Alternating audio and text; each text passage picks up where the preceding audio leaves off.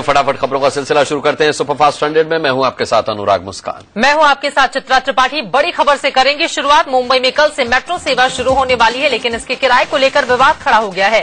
किराया कम करने को लेकर महाराष्ट्र सरकार और रिलायंस आमने सामने आ गए हैं। मुख्यमंत्री पृथ्वीराज चौहान ने कहा है कि अगर किराया कम नहीं हुआ तो कल वो उद्घाटन समारोह में नहीं जाएंगे। मेट्रो के किराए को लेकर रिलायंस और सरकार में ठन गई है। महाराष्ट्र सरकार जहां न्यूनतम 9 रुपए और अधिकतम 13 रुपए किराया रखना चाहती है, वहीं रिलायंस न्यूनतम 10 और अधिकतम 40 रुपए किराया रखने पर अड़ी है। किराए के इस विवाद से मुंबईकरों को मेट्रो के तोहफे पर संकट के बादल घिरते दिख रहे हैं। रविवार यानी कल से पहले फेज में मेट्रो दौड़नी है। वर्सोवा से घाटकोपर के बीच मेट्रो सेवा शुरू होनी है। वर्सोवा से घाटकोपर के बीच 11 किलोमीटर का फासला है, जिससे मेट्रो 21 मिनट में तय करेगी। मुंबई मेट्रो सुबह 5:30 बजे से रात 12 बजे तक लोगों के लिए चलेगी।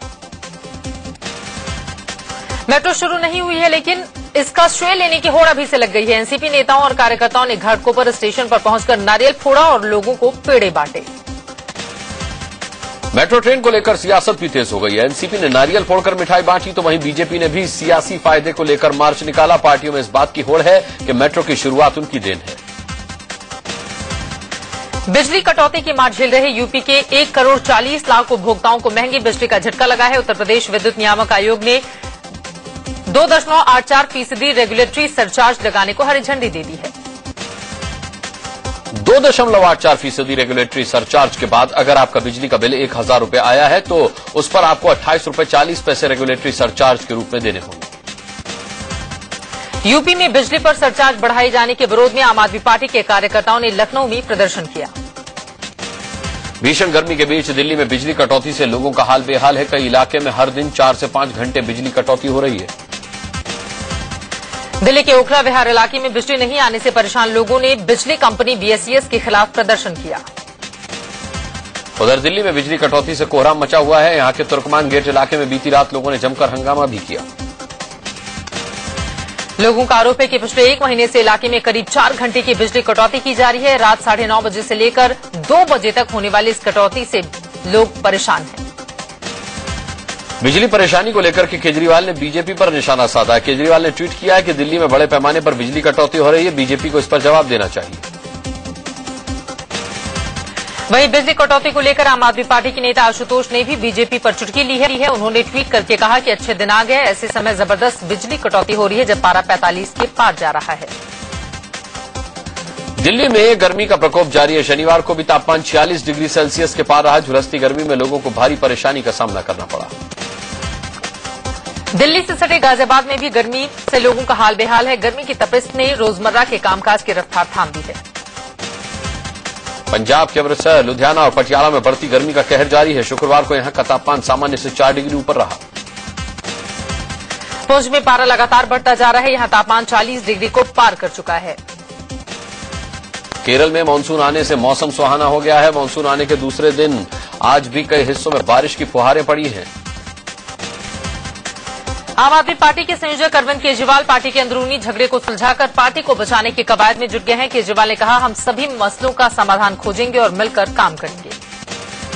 नाराज चल रहे योगेंद्र यादव को लेकर केजरीवाल ने ट्वीट किया कि योगेंद्र यादव मेरे करीबी मित्र हैं और महत्वपूर्ण सहयोगी हैं। वहीं अरविंद केजरीवाल ने शाह ज़ैलमी को पार्टी में वापस आने की बात कही। आम आदमी पार्टी की राष्ट्रीय कार्यकारिणी की बैठक का आज दूसरा दिन था। मीटिंग में कुमार विश्वास नहीं पहुंची। पार्टी कार्यकारिणी की बैठक में शामिल नहीं होने पर कुमार विश्वास ने सफाई दी है। उन्होंने संदेश दिया कि मुझे 103 डिग्री बुखार है, गला बिल्कुल खराब है, ऐसे में मैं नहीं जा पा रहा। आंतरिक कलह से जूझ रही आम आदमी पार्टी की कार्यकारिणी की मीटिंग 3 दिन चलेगी। बैठक में पार्टी लोकसभा चुनाव में मिली हार के साथ साथ भीतर चल रहे अंदरूनी मतभेद और अपने पुराने साथियों के इस्तीफे पर मंथन कर रही है। पश्चिम बंगाल में आम आदमी पार्टी का अस्तित्व खत्म हो गया है। पार्टी की बंगाल इकाई के सभी नेता और कार्यकर्ता औपचारिक रूप से बीजेपी में शामिल हो गए हैं। दिल्ली विधानसभा चुनाव में ऐतिहासिक जीत के बाद आम आदमी पार्टी ने पश्चिम बंगाल में पार्टी की इकाई बनाई थी। या आपने बंगाल में हाल में हुए लोकसभा चुनाव में 4 सीटों पर चुनाव भी लड़ा था। महाराष्ट्र विधानसभा चुनाव की सुगबुगाहट दिखने लगी है। एनसीपी के वरिष्ठ नेता जितेंद्र आव्हाड ने कहा है कि पार्टी कार्यकर्ता चाहते हैं पवार का नाम एनसीपी के सीएम कैंडिडेट के तौर पर सामने रखा जाए। महंगाई को लेकर दिल्ली में हुई कैबिनेट सचिव की मैराथन बैठक में कोई ठोस फार्मूला नहीं निकाला जा सका। मुंबई में वित्त मंत्री अरुण जेटली ने रिजर्व बैंक ऑफ इंडिया के गवर्नर रघुराम राजन से आरबीआई मुख्यालय में मुलाकात की। उन्होंने मौजूदा आर्थिक नीतियों पर चर्चा की। इससे पहले मुंबई पहुंचे अरुण जेटली ने पश्चिमी नौसेना की कार्यशैली को जाना। जेटली का इस मौके पर जोरदार स्वागत हुआ। सूचना और प्रसारण राज्य मंत्री स्वतंत्र प्रभार प्रकाश जावड़ेकर ने मध्य प्रदेश से राज्यसभा के लिए अपना नामांकन दाखिल किया। लोकसभा चुनाव जीतने के बाद केंद्र में गृह मंत्री बने राजनाथ सिंह आज पहली बार लखनऊ पहुंचे। उन्होंने अपनी जीत के लिए लखनऊ की जनता को धन्यवाद किया। राजनाथ सिंह ने कहा कि केंद्र सरकार देश की सुरक्षा को लेकर कड़े कदम उठाएगी। उन्होंने कहा कि पंगु हो चुकी व्यवस्था को 1.5-2 साल में नहीं बदला जा सकता। इसके लिए सरकार को और समय देने की जरूरत है। राजनाथ सिंह ने लखनऊ के विकास के लिए पूर्व आईएएस अफसर दिवाकर त्रिपाठी की अध्यक्षता में एक कमेटी का गठन भी किया। मथुरा से बीजेपी सांसद हेमा मालिनी ने अपनी संसदीय क्षेत्र के लोगों की समस्याएं सुनने के लिए जनता दरबार लगाया। जनता दरबार में बड़ी तादाद में फरियादी पहुंचे। पश्चिम बंगाल के राज्यपाल एमके नारायणन ने दिल्ली आकर पीएम नरेंद्र मोदी से मुलाकात की। महाराजगंज के पूर्व सांसद और आरजेडी नेता प्रभुनाथ सिंह को देशद्रोह के केस में राहत मिली है। छपरा में जिला जज ने सुनवाई के दौरान प्रभुनाथ पर लगे आरोपों को खारिज कर दिया। देहरादून में 2009 में हुए रणवीर सिंह फर्जी एनकाउंटर मामले में दोषी 17 पुलिस वालों को सीबीआई अदालत 9 जून को सजा सुनाएगी। दोषी ठहराए गए सभी पुलिसकर्मी उत्तराखंड पुलिस के हैं। उत्तराखंड में 2009 को हुई इस वारदात में पुलिस ने रणवीर का एनकाउंटर किया था। दावा यह किया गया था कि रणवीर राज्य में उगाही करने वाले गिरोह से जुड़ा था। मोबाइल कंपनी वोडाफोन ने शुक्रवार को माना कि सरकारी एजेंसियां उसके नेटवर्क पर होने वाली बातचीत सुनती हैं। प्रधानमंत्री नरेंद्र मोदी जुलाई में जापान के दौरे पर जाएंगे। विदेश मंत्रालय के प्रवक्ता सैयद अकबरुद्दीन ने बताया कि वो पहले भूटान जाएंगे, उसके बाद जापान जाएंगे। अमेरिकी विदेश मंत्रालय का कहना है कि उन्हें मोदी की अमेरिका यात्रा का बेसब्री से इंतजार है।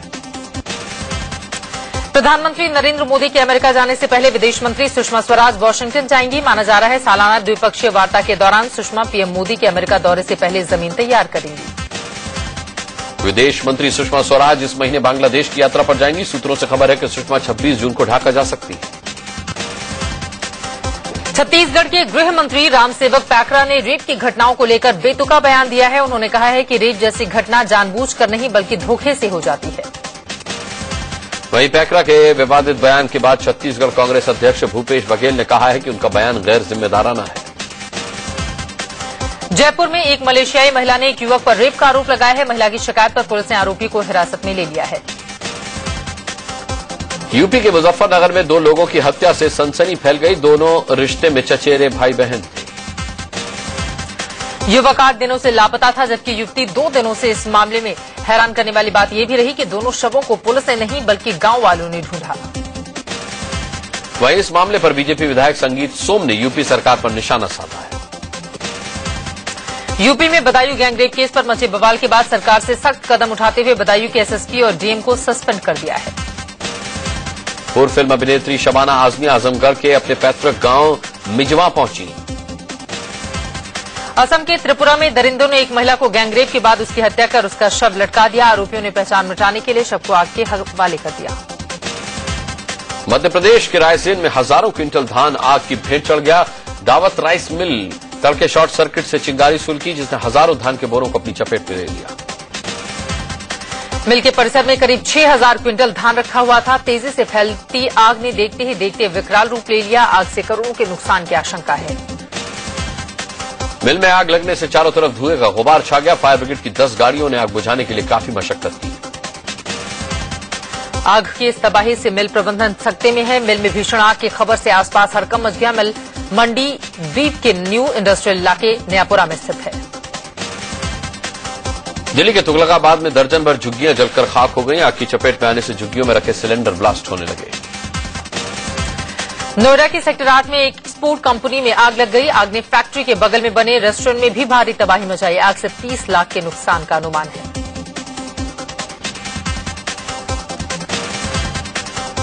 नोएडा के अट्टा मार्केट में दिन दहाड़े फायरिंग का सीसीटीवी फुटेज सामने आया है।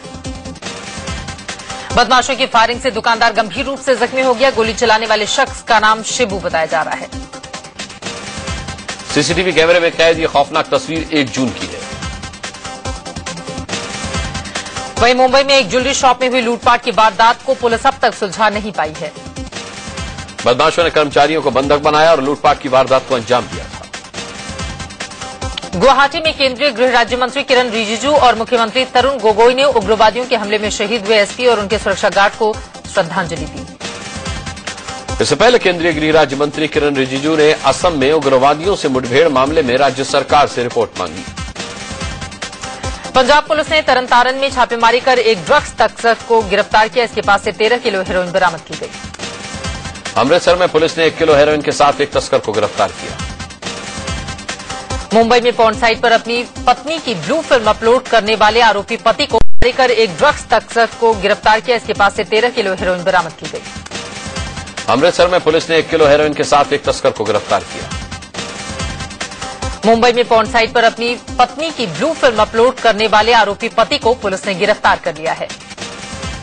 मध्य प्रदेश के हरदा में पुलिस ने सेक्स रैकेट का पर्दाफाश किया है। त्रिमूर्ति कॉलोनी इलाके में पुलिस ने 5 महिलाओं के साथ 2 पुरुषों को गिरफ्तार किया। मुंबई की वसई पुलिस ने दोस्त के घर से 18 लाख रुपए चोरी करने के मामले में 3 लड़कों को गिरफ्तार किया है। 3 आरोपी नाबालिग बताए जा रहे हैं। पुलिस ने इनकी निशानदेही पर गोपाल चौहान नाम के शख्स को गिरफ्तार कर लिया है।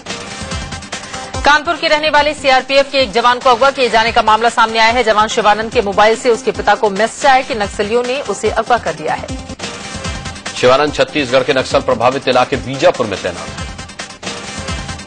अलीगढ़ के क्वांसी मोहल्ले में कांग्रेस की नेता सुधा गौड़ ने आत्मदाह कर लिया। बताया जा रहा है सुधा ने खुद को घर के अंदर बंद करके आग लगा ली। पुलिस मामले की जांच कर रही है। गाजियाबाद में एसएसपी ऑफिस पर लोगों ने प्रदर्शन किया। दरअसल 1 जून को आरोग्य अस्पताल में एक बच्चे की इलाज के दौरान मौत हो गई थी। उत्तराखंड के बाजपुर में एक ट्रक ने मोटरसाइकिल सवार को टक्कर मार दी। मौके पर ही उसकी मौत हो गई। झारखंड के रामगढ़ में तालाब में डूबने से एक ही परिवार के 3 सदस्यों की मौत हो गई। बिहार के दरभंगा के 10,000 ऑटो वाले अचानक से 2 दिनों की हड़ताल पर चले गए हैं, जिसकी वजह से लोगों की मुश्किलें बढ़ गई हैं। ऑटो वालों की हड़ताल पर चले जाने से लोगों को परेशानी का सामना करना पड़ रहा है।